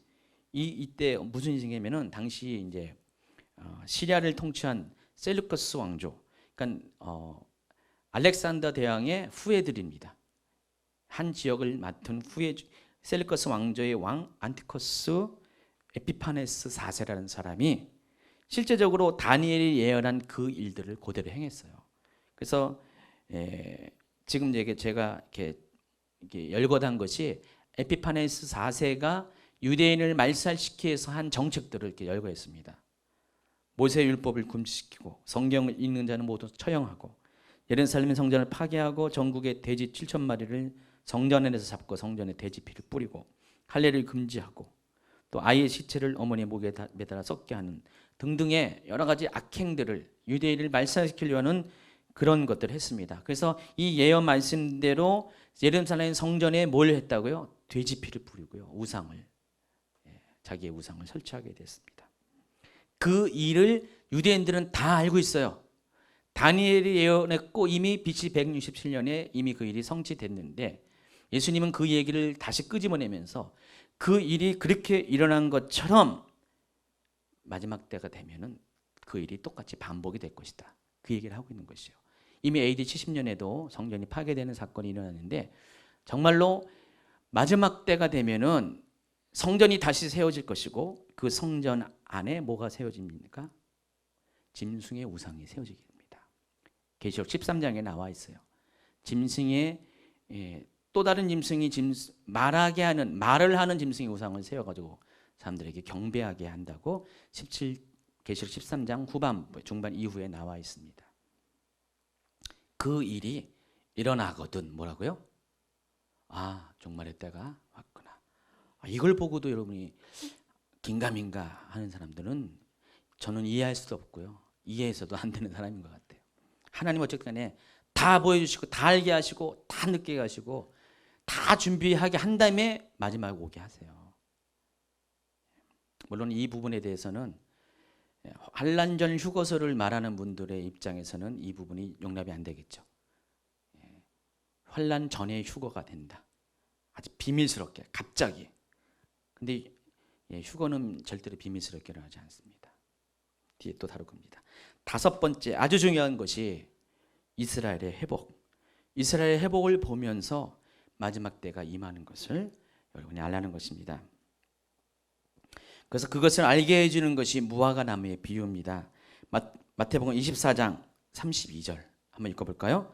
무화과 나무의 비유를 배우라. 그 가지가 연하여지고 잎사귀를 내면 여름이 가까운 줄을 아나니 이와 같이 너희도 이 모든 일을 보거든 인자가 가까이 곧 문 앞에 이른 줄 알라.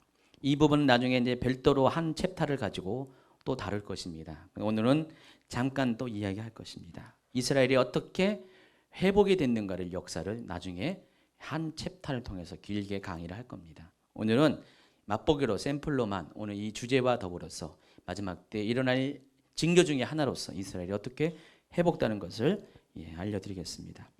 이 무화과 나무라는 것은 이스라엘을 상징하는 대표적인 나무 중에 하나입니다. 그러니까 이스라엘을 대표하는 나무는 크게 세 가지가 있습니다. 무화과 나무, 포도나무, 또 감람나무, 올리브나무 말하죠. 그러면서 예수님은 이스라엘 상징하는 이 무화과 나무의 잎사귀가 낼 때 이스라엘이 회복될 것을 비유로 말씀하고 있습니다. 여러분, 이 무화과 나무는요 계절을 알려주는 나무입니다. 물론 모든 나무들이 다 계절을 알려주지만 특별히 이 무화과 나무는 계절에 굉장히 민감한 나무예요. 겨울이 되면 다 똑같지만 모든 잎이 떨어져 가지고 이 나무도 앙상합니다. 앙상해가지고 아무것도 없지만은 여름이 가까우면은 그때부터 연한 잎들이 생겨나기 시작합니다. 예수님이 지금 말씀하신 그대로요. 여름이 점점 가까우면서 잎사귀가 생길 때 연한 푸른 잎들이 생겨납니다. 그때 열매를 맺습니다. 그게 첫 번째 열매인 파게라는 파게. 여러분 그림 나와 있죠? 왼쪽에 있는 파게라는 열매가 맺어지게 됩니다. 이때는 4월이에요. 한국의 봄과 해당하는 날입니다. 이스라엘은 건기와 우기가 있잖아요.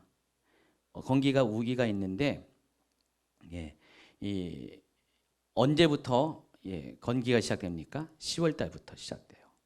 가지고 곧 다음 해인 3, 4월이 이제 건기가 끝나고 이때부터 4월부터 이른비가 오기 시작합니다. 이른비가 오기 시작해가지고 드디어 이제 봄이 시작되는 것이에요. 그래서 이때 처음 익은 열매가 파게라는 열매입니다. 무화과 나무 열매의 이름이 파게예요. 그래서 이 파괴를 어떻게 이해하냐면은 여러분 개복숭아 알죠? 개살구. 개들이 먹는 복숭아가 개복숭아입니까? 아니죠. 이 개복숭아라는 것은 아직 본 열매가 있기 전에 아직 설익고 아직 제대로 100%의 열매가 아닌 그런 겁니다. 그러나 열매는 열매잖아요. 그래서 우리 옛날에도 돈 없는 사람들은 어떻게 했습니까? 개복숭아라도 먹었잖아요. 그게 어딥니까? 이스라엘도 마찬가지예요. 무화과 나무가 4월이 되면 봄이 되면은 여름이 가까우면은 첫 번째 푸르른 잎이 연한 잎이 생기면서 곧바로 열매를 맺는데 그 첫 번째 열매가 파괴예요. 이 파괴는 아직 아무런 열매를 맺지 않은 당시에 가난한 백성들이 배를 채우는 데 있어서 요긴하게 사용을 했습니다. 마가복음 11장 3절을 볼까요? 13절 볼까요? 멀리서 잎사귀 있는 한 무화과 나무를 보시고 혹 그 나무에 무엇이 있을까 하여 가셨더니 가서 보신즉 잎사귀 외에 아무것도 없더라. 이는 무화과의 때가 아님이라. 예수께서 나무에게 말씀하여 이르시되 이제부터 영원토록 사람이 내게서 열매를 따먹지 못하리라. 우리가 이 말씀을 읽으면서 예수님의 행동에 대해서 이해를 못한 분이 많을 것입니다. 아니 열매 맺는 계절도 아닌데 와가지고 열매를 내놓으라니 무슨 억지가 어디 있습니까? 예수님이면 답니까? 그렇게 말하는 분도 있을 거예요. 그러나 이것은 우리가 이스라엘의 무화과 나무에 대한 이해가 있으면 충분히 이해합니다. 바로 예수님이 이 무화과 나무에 가서 열매를 요구하는 이때 그 열매는 뭐냐면은 파괴를 요구하신 거였어요. 이때는 파괴가 다 맺어져야 됐어요. 근데 이 나무에게는 아직 파괴가 맺어지지 않았다는 것입니다. 좀 이따 또 설명할 것입니다.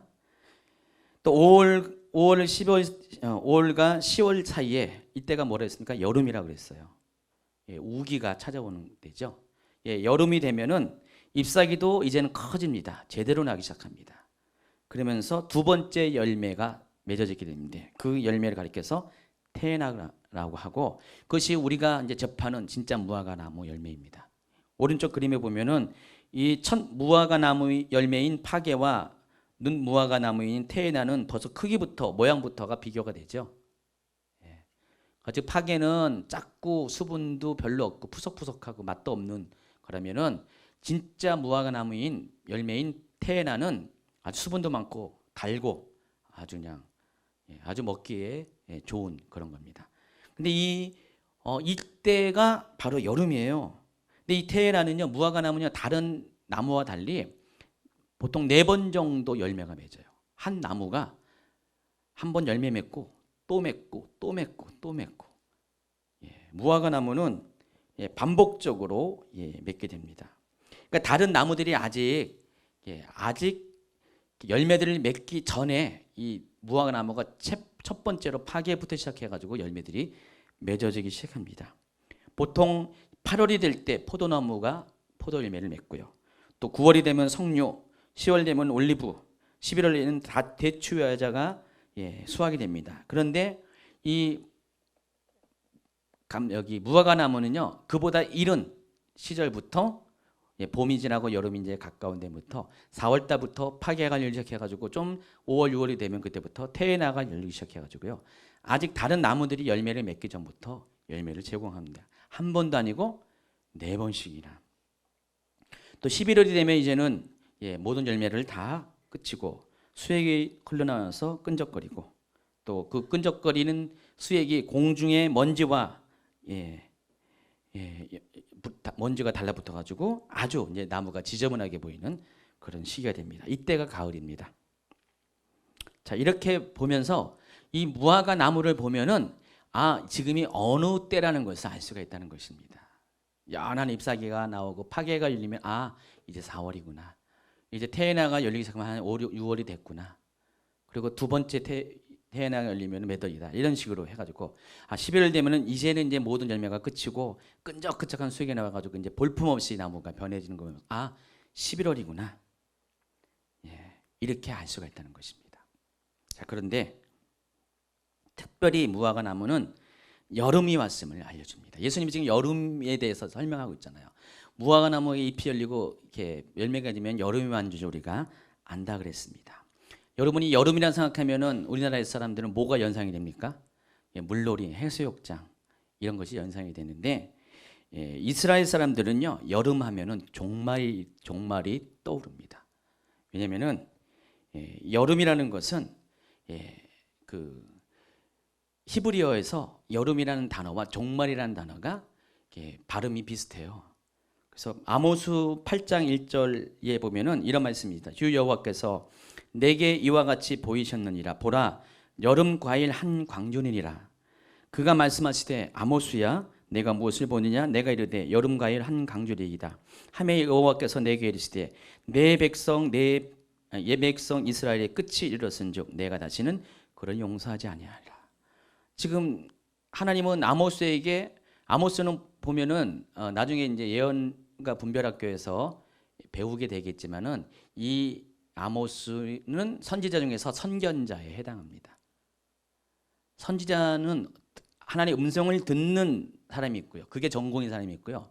또 다른 사람은 환상을 보는 그런 사람이 있어요. 두 종류의 선지자가 있어요. 하나님의 음성을 듣는 사람, 환상을 보는 사람. 그 중에서 이 아모스는 환상이 전공이에요. 그래서 이 아모스서를 보면 하나님이 환상 가운데 많이 보여주십니다. 이스라엘의 미래가 이럴 것이다. 바로 이 아모스 8장 1절이 그거예요. 하나님이 지금 여름 실과를 보여주는 것이에요. 여름 실과 한 광주를 보여주면서 이제 이스라엘의 끝이 이르렀으니 내가 용서하지 않아. 그러니까 이스라엘의 종말이 여호와의 큰 날이 다가왔다.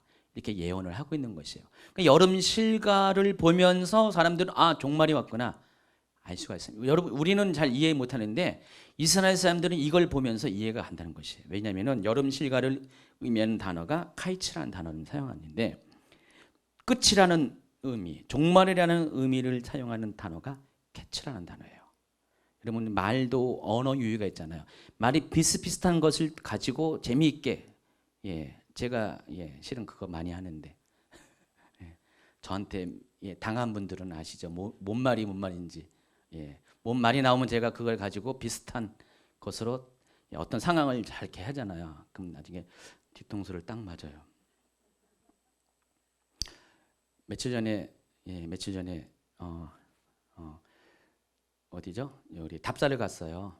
답사를 갔는데 우리 이강수 집사님이 저를 한번 뒤통수를 딱 때린 사건이 생겼습니다. 그게 뭐였죠?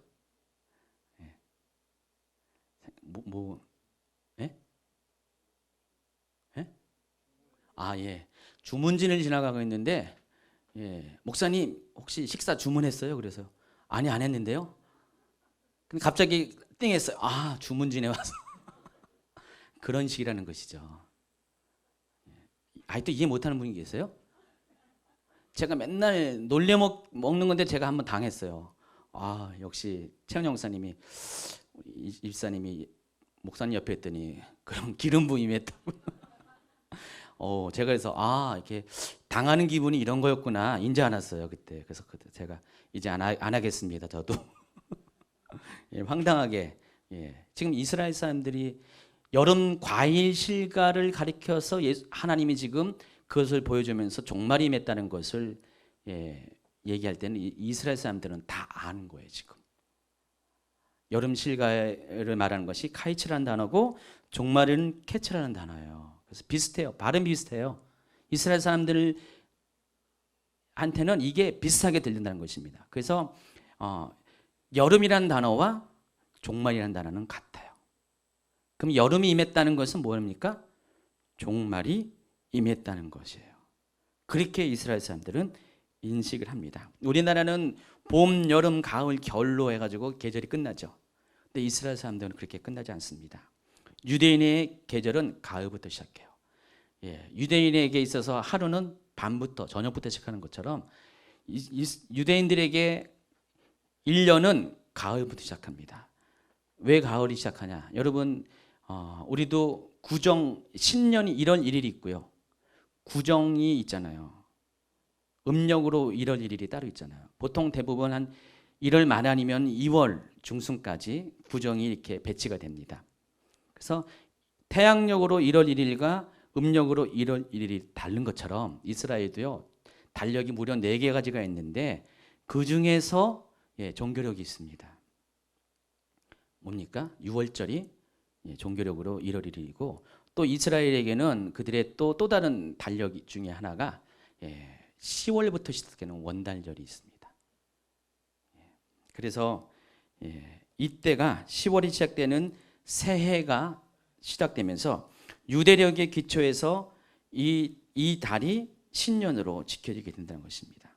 그래서 가을부터 한 해가 시작되면 어떻게 합니까? 한 해의 끝은 언제입니까? 여름이 끝나는 것이에요. 그럼 여름이 다가왔다. 뭐가 다가왔습니까? 한 해가 끝이 다가왔다. 다시 말해서 종말이 다가왔다. 그렇게 인식을 한다는 것이죠. 예수님은 지금 무화과 나무의 비유를 통해서 무화과 나무의 잎이 연해지고 열매를 맺을 때가 되면은 여름이 다가온 것을 눈치채듯이 마지막 때도 그렇게 임할 것이다라고 얘기하고 있잖아요. 그러면 이 무화과 나무가 누구를 상징한다고요? 이스라엘을 상징하여. 그러면 무화과 나무가 잎이 나고 열매가 맺어지는 그때가 오면은 종말이다. 다시 말해서 무화과 나무가 상징하는 이스라엘이 회복이 되면은 바로 그때가 종말이다. 그런 얘기가 되는 것이에요. 17페이지 밑에부터는 성경이 이스라엘을 무화과 나무로 비유하는 그런 근거들을 쭉 설명을 한 거고요. 18페이지까지 이건 여러분이 한번 읽어보시기 바랍니다. 지금 시간이 많이 가서 이건 여러분 다 읽어보시기 바랍니다. 19페이지 보면은 결론적으로요. 예수님께서 무화과 나무의 비유를 배우라고 하신 말씀은 그 이유는 이런 것입니다. 여름을 알리는 전령은 누구라고요? 무화과 나무이고 여름은 종말을 상징하며 무화과 나무는 이스라엘을 상징하기 때문에 이런 관계에 의해서 결국 이스라엘의 흐름을 보면 마지막 때의 흐름을 우리가 알 수 있다는 것입니다. 마지막 때가 가까이 왔다는 것을 우리가 알 수 있습니다. 그때 우리가 이스라엘을 주목해야 돼요. 특별히 이스라엘이 어떻게 회복되는 것을 여러분이 관심을 가져야 됩니다. 1948년 이스라엘이 성경의 예언대로 바로 그 약속의 땅, 바로 그 땅에서 독립을 쟁취했습니다. 자, 이스라엘이 건국을 한다는 것은 있을 수가 없는 일이에요. 불가능한 일이에요. 역사의 일에 이런 일이 없었어요. 한 민족이 다 흩어지고 나라가 멸망했는데 무려 1900년 만에 나라와 민족이 회복됐다는 것. 이건 바로 그 땅에서 있을 수가 없다는 것입니다. 근데 그 일이 어떻게 됐다고요? 1948년에 이루어졌습니다. 1948년과 관련된 또 일곱 일의 언약에 대해서는 또 나중에 이 부분을 또 다루게 될 것입니다. 1시간 동안. 더 놀라운 것은 이 일이 성경 말씀 그대로 되었다는 것. 1967년 예루살렘이 회복됐습니다. 그리고 그 이후에 갈릴리와 골란고원이 속해 있는 웨스트뱅크라고 그러죠. 서안지대가 회복됐습니다. 이 웨스트뱅크가 회복되면서 옛날에 성경에서 말하는 단에서 부엘세바까지의 이스라엘 전 영토가 마침내 회복이 됐습니다. 이 단에서 부엘세바라는 것은 이스라엘 사람들에게는 하나님이 허락하신 약속의 땅의 지경을 경계를 말해주는 것이에요. 여러분 이스라엘 국기를 봤습니까? 이스라엘 국기는 하얀 바탕에 가운데 별이 있고요. 다윗의 별입니다. 그리고 위아래 뭐가 있습니까? 파란색으로 굵은 줄이 2개가 있습니다. 바로 이 두 줄은 강을 의미하는 것이에요. 그래서 그 두 강 사이에 이스라엘이 있다. 다윗의 왕국이 있다. 그래서 자 위에 있는 강, 밑에 있는 강, 그 기준이 단에서 부엘세바까지예요. 그게 열왕기상 4장 25절에 한번 볼까요? 솔로몬이 사는 동안에 유다와 이스라엘이 단에서부터 부엘세바까지 이르기까지 각기 포도나무 아래와 무화과 나무에서 안연히 살았더라. 자, 이 표현들 잘 보면은 이 솔로몬 당시에 이미 아버지 다윗 왕국 때 이 국토가 이제 약속의 땅이 회복이 돼 가지고 솔로몬 때는 완전히 이 솔로몬의 왕국이 안정되어진 시기예요. 그러니까 솔로몬 왕국이 이스라엘 역사 가운데 가장 하나님의 약속대로 땅이 회복되는 그런 시대입니다. 바로 그러한 일들이 이스라엘이 역사 가운데 재현됐다는 것입니다. 그게 1948년도 이스라엘이 먼저 회복이 됐고 1967년도 예루살렘을 접수했고요.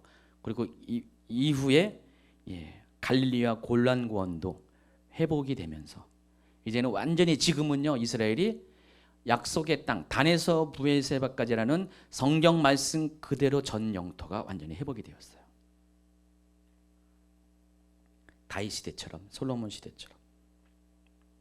그래서 이때를 아는 사람, 이 역사적인 사실을 아는 사람들은 한마디로 놀랄 수밖에 없는 것이죠. 어떻게 이런 일이 생겼을 것인가. 그래서 이때부터 이스라엘의 독립과 더불어 1948년의 독립과 더불어 숫자를 세기 시작해요. 그래서 어떤 사람들은 2017년을 그렇게 디데이로 보는 사람도 있고요. 막 아주 그렇게 보면 굉장히 아주 그것이 아주 얼마 남지 않은 시기로 막 보여지고 막 그래요. 저는 뭐 그렇게까지 보지 않습니다. 참고 자료만 보시고요. 참고 자료만 보시고 어쨌든 이스라엘이 회복됐다는 그 사실 자체는 이것은 이미 종말의 카운트다운이 이미 시작됐다는 것이라는 것을 여러분이 아시기 바랍니다. 그리고 예루살렘에 마침내 제3성전이 세워지는 그날, 여러분은 그날을 보면서 이제 정말로 마지막 때인 것을 여러분이 더 이상은 부인할 수 없을 때가 온다는 것입니다. 그러니까 하나님은 어쨌든 간에 휴거가 임하기 전에 이 모든 것들을 다 여러분에게 보여주시고 알게 하고 증거를 나타내십니다. 이게 다 뭐라고요? 징조라는 것입니다. 어떤 일이 일어나는 기미가 징조라고 했잖아요. 사람이 다 인식하고 사람들이 마지막 때가 감지할 수 있도록 하나님은 다 보여준다는 것입니다. 한 가지 더 이야기합니다. 19페이지 하단부 6번째, 마지막 때에 대한 시대적인 경고가 있습니다. 예수님은 무화과 나무와 비유와 더불어 마태복음 24장 37절에 이런 이야기를 하십니다. 같이 읽도록 하겠습니다. 노아의 때와 같이 인자의 임함도 그러하리라. 홍수전에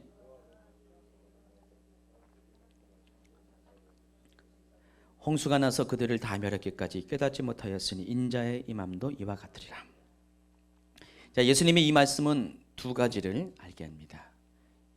마지막 때에 대해서 때가 되면은 경고가 있을 것이라는 것입니다. 노아의 때가 그랬잖아요. 노아가 120년 동안 방주를 지었습니다. 방주를 지으면서 노아는 하나님께서 곧 물로서 심판하실 것인가를 사람들에게 계속해서 120년 동안 심판의 경고를 했습니다. 그와 같이 마지막 때에도 하나님께서요 사람들을 통해서 마지막 때가 왔습니다. 지금이 마지막 때입니다라는 그런 경고를 하게 한다는 것입니다. 여러분 과거 어느 때부터요 지금 이 시대는 마지막 때가 임했다는 것들을 많은 사람들이 보편적으로 그렇게 느끼고 말하는 때가 역사적으로 이런 때가 없었어요. 물론 과거에도 마지막 때가 임했다고 말하는 사람이 있었지만은 간헐적이고 국지적인 거고요. 근데 지금처럼 보편적으로 전 세계 대부분의 사람들이 이제 때가 됐다라는 것을 인식하는 이런 때는 없었다는 것이죠. 그리고 많은 사람들이 너나 없이 다 마지막 때라고 얘기하고 있어요. 뭐 영적으로 깨어 있거나 안 깨어 있거나 상관없이 이 마지막 때가 임한 것에 대해서 대부분 인식하고 있다는 것입니다. 그래서 계속 마지막 때에 대해서 계속 이야기하고 있어요. 노아의 때도 그랬다는 것이죠. 노아의 때에도 그런 식으로 많은 사람들이 노아를 통해서 마지막 때가 임하는 경고들을 들었습니다. 지금 그것이 똑같아요. 예수님이 지금 2000년 전에 그 얘기를 하는 거예요. 마지막 때가 되면은 24장 안에는 마지막 때 징조를 얘기한 거잖아요. 노아의 때와 같이 그런 일이 생길 것이라는 것이죠. 그 첫 번째가 마지막 때에 대한 경고. 두 번째가 뭡니까? 이 경고에 대한 사람들의 무시. 노아의 그 경고에도 불구하고 사람들은 무시했어요. 인정하지 않았습니다. 지금 시대도 마찬가지입니다. 아무리 마지막 때를 얘기해도 사람들이 안 믿어요. 마지막 때 얘기하면 이단 아니냐 막 합니다. 저희 교회도 카페에다가 마지막 때에 대한 이야기를 하니까 이상하게 봐요. 마지막 때에 대해 얘기한다고 이상한 교회다. 계시록에 대해서 얘기한다고 저건 이단 아니냐고 하면서 막 그런 생각한 사람도 일부 있습니다. 그러니까 마지막 때에 대해 얘기하면 이단이에요. 요즘은. 그런 식으로 사람들의 무시가 있습니다. 이 경고에 대한 무시가 있다는 것입니다. 보세요. 노아가 방주에 들어가던 날까지 사람들 어떻게 했습니까? 먹고 마시고 장가들고 시집가고 있으면서 홍수가 이 말을 깨닫지 못했더라 그랬습니다. 이와 같이 마지막 때에도요, 사람들이 이렇게 많은 경고와 이런 안내 방송을 했음에도 불구하고, 징조를 보임에도 불구하고 사람들은 노아의 때와 같이 이것들을 무시하고 그냥 먹고 마시고 장가들고 시집가면서 자기의 삶과 향락을 누리는 그런 때가 오게 된다는 것입니다. 여러분은 지금 그것을 보거든, 한쪽에서는 마지막 때가 임했다고 막 그렇게 얘기하는데 또 한쪽에서는 철저히 무시하면서 그런 두 가지 현상이 일어나는 것을 보거든, 아, 마지막 때라. 이것도 징조라는 것입니다. 마지막 때 이런 일이 생긴다는 것입니다.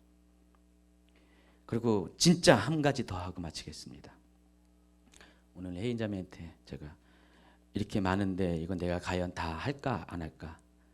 다 한대요. 역시 예언적인 사람이네.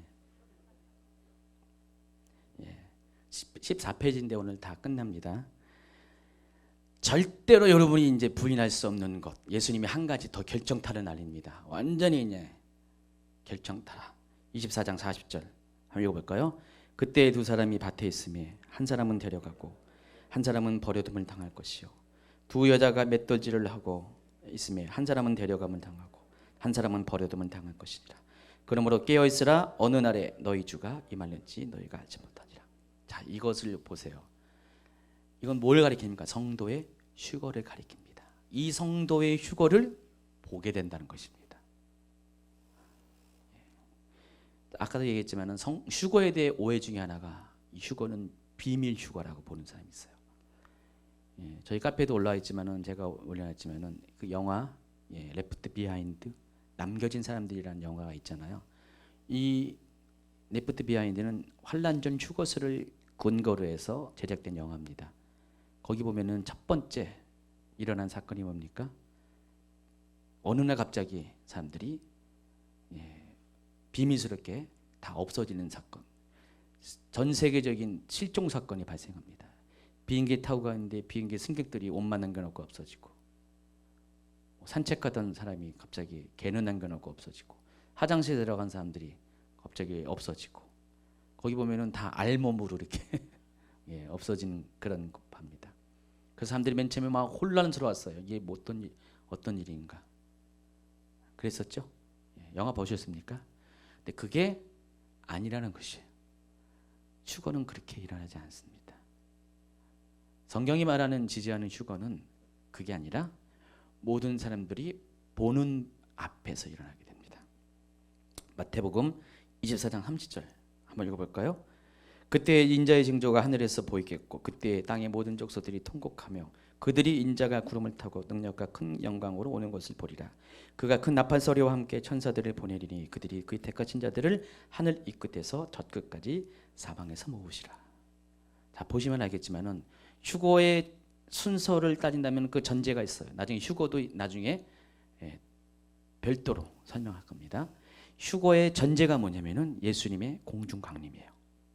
근데 그 공중 강림, 예수님이 뭘 타고 오신다고요? 구름 타고 오세요.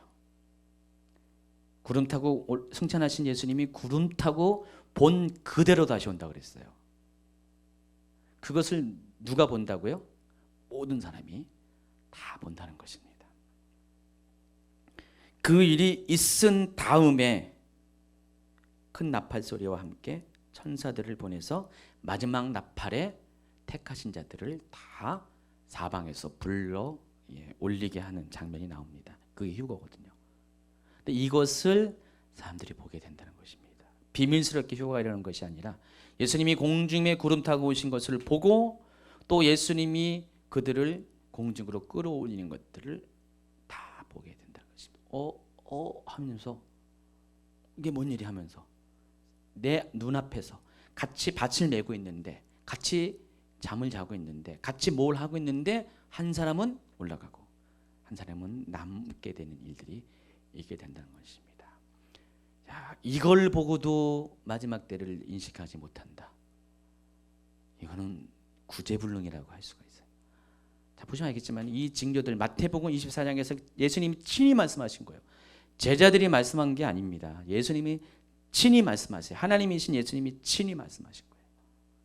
이런 일들이 있다는 것이죠. 이것을 보거든 마지막 때가 임한 것을 깨닫고 준비하라는 것입니다.